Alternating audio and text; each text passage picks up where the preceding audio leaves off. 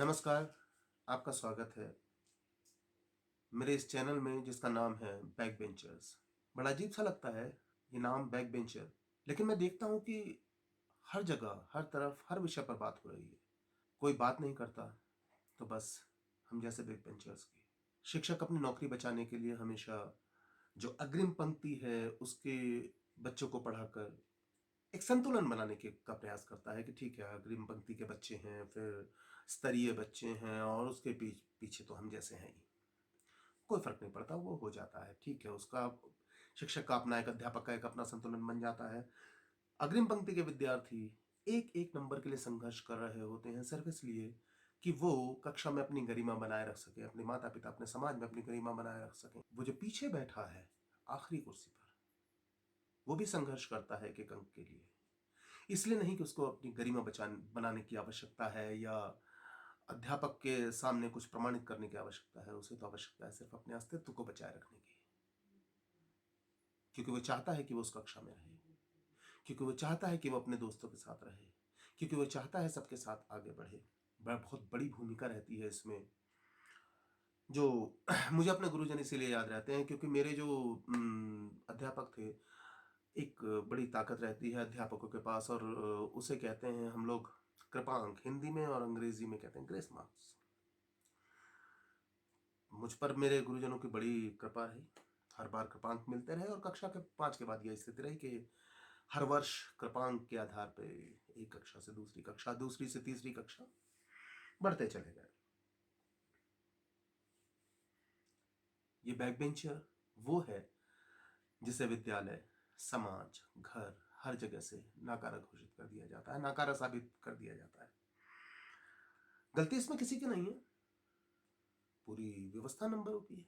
पूरा ढांचा ऐसा है, उस ढांचे को हम बदल नहीं सकते। पूरी अगर मैं आपको बात समझाऊं तो उदाहरण के तौर पर किसी की बात क्या कहें, मैं अपनी बात शुरू करता हूँ, क्योंकि अपने जीवन में बड़ा टॉप का बैक बेंचर रहा हूं और अच्छा अनुभव रहा है, खासा लंबा। तो बेहतर यह है कि मैं अपनी बात कहता हूं और अपने ढंग से ही सुनाता हूं आपको। परिवार में हम 4 भाई बहन थे। बड़ी दीदी की मेरे बचपन में ही, मतलब मैं जब बहुत छोटा था तब शादी हो गई थी, लेकिन उसके बावजूद वो अपनी पढ़ाई कर रही थी और मंझली दीदी भी पढ़ने में ठीक थी।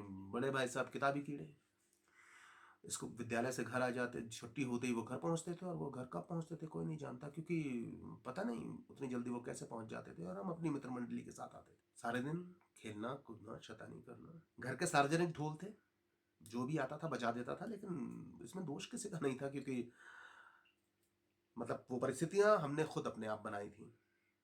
अम्मा अक्सर कहा करती थी कि भाई वो पढ़ता है, तुम्हें क्या है, तुम क्यों नहीं पढ़ते, तुम्हें क्या परेशानी, उसको देखो, वो भी स्कूल जाता है, वो भी पढ़ता, उसको भी काम रहते हैं, वो भी पढ़ाई कर लेता है, उसके भी दोस्त हैं। अब अम्मा को कौन समझाए कि अम्मा, उनके पास पढ़ने के लिए चंद किताबें और दोस्तों के नाम पर चंद दोस्त, 4 या 5 या 6। हमारे पास पूरी 50 की मित्र मंडली, और जिंदगी में चुनौतियां बहुत सारी। चुनौतियां ये कि पतंग लूटनी है, पतंग लूटनी है तो चुनौती उस पर ये कि कितना लंबा मांझा किसके हाथ में आएगा। चुनौती ये कि दोस्तों के साथ कबड्डी खेलनी है तो कौन जीतेगा। चुनौती ये कि किसके घर में कौन सा फल लगा है तो किस वक्त जाकर दोपहरी में जब वो लोग सो रहे होंगे तब कैसे फल चुराए जाए। चुनौती ये कि अमरूद की डाली का कौन कौन सा वो हिस्सा है जिससे अच्छी गिल्ली डंडा बनेगी। टायर कौन सा अच्छा रहेगा जिससे हम जीत पाएंगे। कक्षा में से कैसे पीछे से निकल लिया जाए खेलने के लिए। चुनौती ये कि चारों तरफ सीसीटीवी की तरह, जो पड़ोसियों की, अध्यापकों की, आसपास पिताजी के मित्र सब लोग थे, सबकी नजरें हम पर, उनसे कैसे बचा जाए। चुनौतियां कम नहीं थी, लेकिन उन चुनौतियों से भी बच के निकलना, इसे आप क्रिएटिविटी नहीं कहेंगे, ये भी एक क्रिएटिविटी थी। लेकिन सबसे बड़ी बात यह थी कि जो घर का वातावरण था, कि आप शाम को 7 बजे से पहले आपको घर आ जाना है, आपको दोस्तों से अगर मिलना है तो आपको उनके घर जाना है, आप किस दोस्त से मिल रहे हैं उसका पता परिवार को होना चाहिए। बहुत सही बातें थी, बहुत सही था। घर की समस्याएं अलग थी, क्योंकि घर में माता जी का कहना यह कि जब पढ़ोगे लिखोगे नहीं तो काम करो। काम कौन से करो, सब काम। उसमें मसाला कूटना भी है, उसमें यह कह दिया जाता था कि जाओ, सरकारी क्वार्टर था, बगीचा बड़ा था तो उसमें जाइए, फूलों पे पानी दीजिए, साग सब्जियां लगी हुई हैं, उनमें पानी पानी दीजिए, निराई गुड़ाई करिए, मछली काटिए, मसाले कूटिए, बाजार से छोटा मोटा सामान लेकर आइए, सभी कुछ करना था। एक चीज समझ में आई कि ये सब करते करते हो सकता है कि वो, मुझे नहीं पता कि बड़े भाई साहब को कितना याद है कि उन्होंने कक्षा 5 6 7 8 में क्या पढ़ा, उस किताब में क्या थे, कौन से प्रश्न थे, कितना ने उन्होंने उत्तर दिया, मुझे नहीं मालूम। क्योंकि मुझे खुद भी बहुत कुछ याद नहीं है, और बहुत कुछ से मतलब 90% 95% कुछ नहीं याद। लेकिन एक चीज याद है कि जो काम करते करते जो सीखा कि इंसान को परिश्रम से नहीं चूकना चाहिए।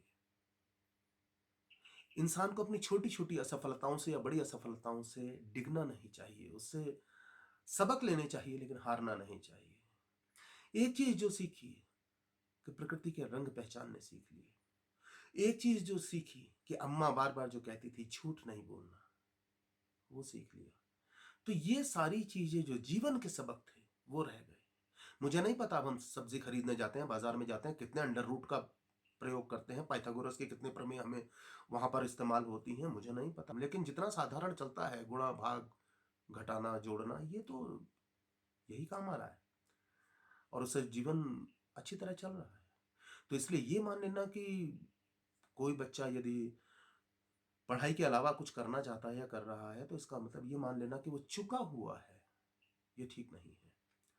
एक चीज जो मैं हमेशा उस बात को याद करता हूँ कि कभी अगर मैं कुछ बनाता था तो अम्मा उस बात को मानती थी कि अच्छा, मैंने कोई ड्राइंग बनाई तो अम्मा कहती थी अच्छा बना है। मैं कुछ लिखता था तो अम्मा कहती थी अच्छा। शायद वो जो अच्छा है वो करना ही ये हुआ कि वहां से वो जो छोटी सी कलम थी, वहां से हाथ में ब्रश आ गई।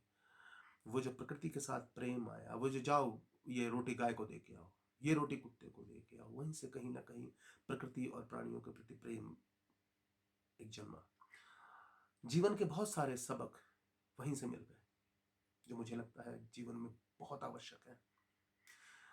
बहुत आसान है किसी को डॉक्टर, इंजीनियर या वैज्ञानिक बना देना, लेकिन बहुत कठिन होता है किसी को अच्छा इंसान बना देना। आपका बच्चा जब भी करे, जो भी करे, ये जीवन का फलसफा है। हो सकता है वो बैक बेंचर हो, लेकिन उसके अंदर गुण जरूर होगा कोई ना कोई। जब भी वो प्रयास करे तो आप उसका, अगर वो प्रयास करते हुए गिर रहा है तो आप उसका हाथ थामे, कॉलर नहीं। ये हर इंसान को जीवन में सीखना चाहिए। रंगने दीजिए उसे अपने रंग, रंगने दीजिए उसे कैनवस अपने जीवन का। आप किसी की नियति नहीं बदल सकते। ईश्वर ने प्रत्येक व्यक्ति के अंदर जो गुण दिया है उसको उसके आधार पर काम करने दीजिए। आप सिर्फ इतना देखिए कि आपका बच्चा व्यक्तिगत रूप से एक अच्छा इंसान बन रहा है कि नहीं, वो आवश्यक है। बाकी किताबें तो जीवन में वो पढ़ ही लेगा। मेरे बैक बेंचर इस चैनल का आज पहला अध्याय, और मेरा यही सभी माता पिताओं को, अभिभावकों को, शिक्षकों को संदेश है कि जो पीछे बैठा है, जो आखिरी बैठा है, उसका हाथ थामिए, छोड़िए नहीं। धन्यवाद। आपको यदि मेरी बात अच्छी लगी हो, मेरी बातें पसंद आई हो, तो इस वीडियो को शेयर करें, लाइक करें, सब्सक्राइब करें, और हाँ, अपना सुझाव निश्चित रूप से कमेंट बॉक्स में दें।